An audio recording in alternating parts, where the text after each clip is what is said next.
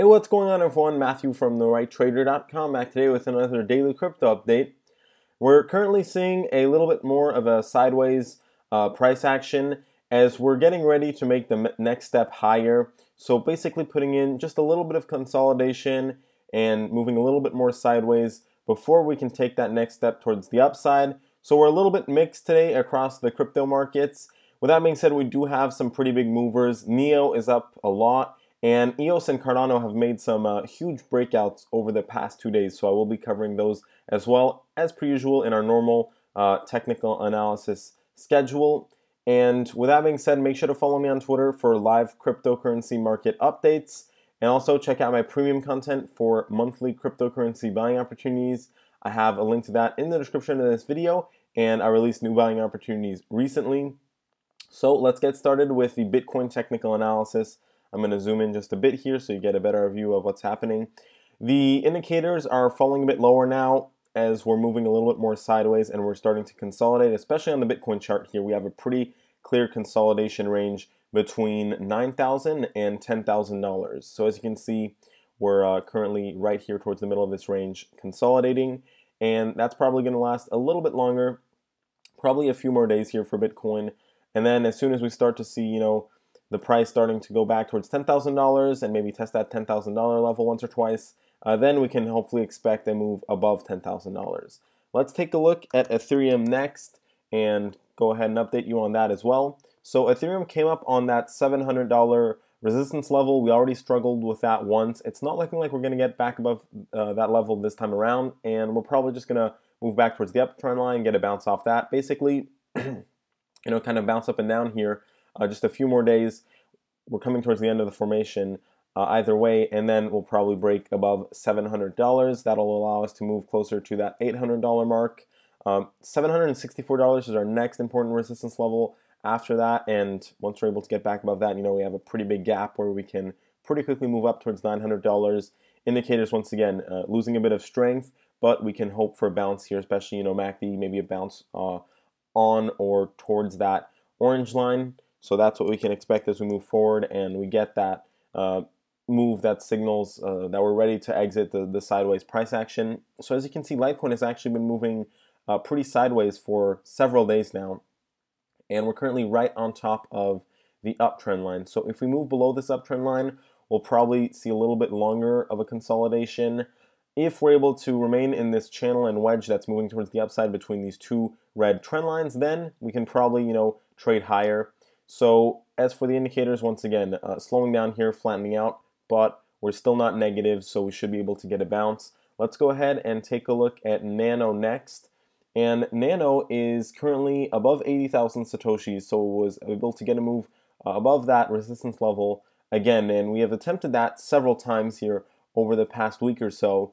This time around, I think we're going to be able to hold above that 80,000 Satoshi level and actually start moving towards 100,000 Satoshis again, which is what we wanted to see. And if we take a look, we can see a little bit of a U-shaped recovery here in the making. So we're slowly but surely starting to move back up, and that should, help pick up the pace as we get back towards 100,000 Satoshis and above.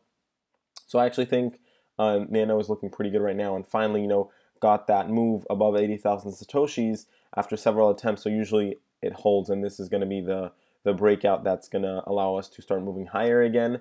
Let's take a look at Ripple. And by the way, just to go over EOS, I'll be covering that when I cover Cardano, so I didn't forget about that, don't worry.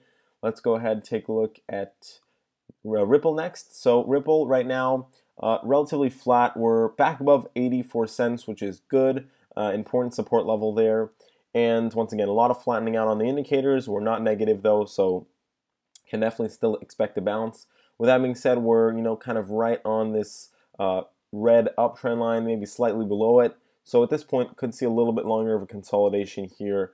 If we see that we start moving below this red uptrend line, most likely going to see a week of consolidation.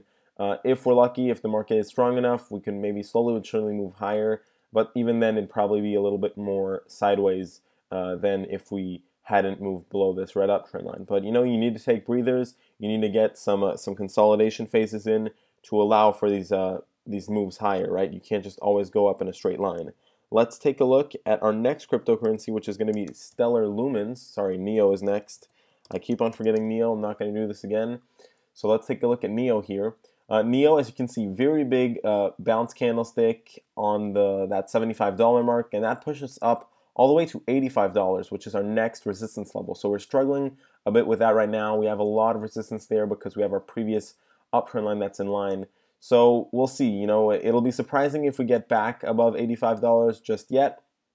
But hopefully what we'll see is that we're going to consolidate, you know, right on top of $85 or something like that. And then over the next few days, get that move just with a little bit more horizontal action, break above $85 and start moving towards $100 next. I do think that's going to happen. And we got a nice bounce on the indicators. So definitely showing some strength here. Just needs to get through that bit of resistance. Let's go ahead and take a look at Stellar now. So Stellar was definitely one of the cryptos that kind of led the way as far as the recovery is concerned. And it's getting back to its all-time highs here. So we're moving towards 5,000 Satoshis again. That's exactly what we wanted to see. We actually now got a nice V-shaped recovery and are making a higher high compared to the previous high back here. So that's actually very good. Good buying volume to support this move higher. Indicators looking very strong here, very steady. And you know, same thing on the price that's really showing. So at this point, I think that we do have an opportunity to move back above 5,000 Satoshis within the next few days. And then we have a pretty big gap all the way up to 6,000 Satoshis basically. So really could start to see Stellar continuing the breakout here over the next week or so. Let's take a look at our next cryptocurrency, which is going to be Vertcoin. And let's see what Vertcoin has been up to. I need to go over to the Bittrex chart here where I have my previous lines all drawn out. And Vertcoin is right now basically moving up on top of that middle band, which is uptrending. And it looks like, you know, the price, the Bollinger Bands are contracting a bit towards the price, which could make things slow down a bit, and we might put in a little bit more consolidation. So that's what I expect over the next few days, unless the market gets a strong enough bounce where Vertcoin would be able to, you know, capitalize on that. But otherwise, probably just going to get a little bit more of a sideways price action here for a few days. Let's go ahead and take a look at our next cryptocurrency, which is going to be Lisk, and let's see what Lisk has been up to. So Lisk is back above $12.15. That's a good sign. Like I've been saying, it's in the symmetrical triangle formation between these two red trend lines. The end of that formation is at around $12.15. So at this point, you know, at best, we're going to be able to break out of this triangle a little bit earlier than expected. Or if that doesn't happen, you know, over the next few days, we'll probably just reach the end of the formation before getting that breakout higher. And indicators got a nice bounce here, so we're definitely seeing some strength. We're not collapsing lower towards that uptrend line, which is always good. Let's go ahead and take a look at Cardano, and then we're going to go over EOS. So Cardano is, as you can see, you need to go over to the Bittrex chart here, but very nice breakout for Cardano. You know, it had put in a bit of consolidation, even pulled back a bit towards its middle band, and basically got a bounce off that and started moving higher right away.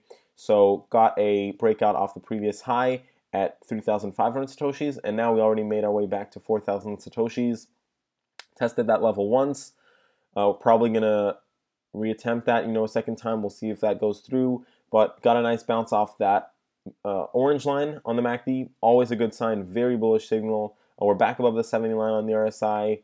Got that bounce on the MACD as well, so very important bounce areas to on the indicators, and that usually confirms quite heavily that we're going to be moving higher here over the next few days. So looking good for Cardano. Let's go ahead and take a look at EOS next and see what's been going on. So EOS, huge green candlesticks, you know, non-stop green candlesticks, higher highs, higher lows pretty much every time.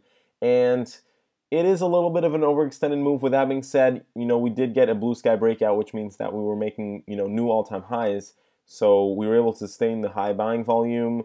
Indicators really took off. We're all the way up to that 90 line almost on the RSI. So at this point, you know, with this big, long upper wick, I do think we're going to start pulling back here, re-entering in that Bollinger Band range, probably coming back all the way down to, I mean, it depends how much strength it has. You know, I'm not going to be too bearish, but I feel like it would be safest if we came back down towards 17,000 Satoshis.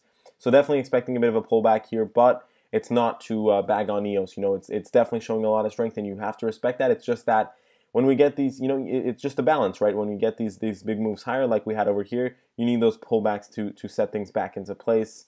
And we could see a pretty strong pullback since we got such an excessive move higher. let's go ahead and take a look at our next cryptocurrency, last one of this daily crypto update. That's going to be Iota as per usual. And as you can see, Iota is right now pretty flat, right above $2. Not looking the strongest here, pretty flat on the indicators, so I do think we're probably going to see a little bit more consolidation or a slight move higher, keeping a little bit of that sideways price action still. That being said, this is the end of this daily crypto update. Thanks for watching. I'll see you next time.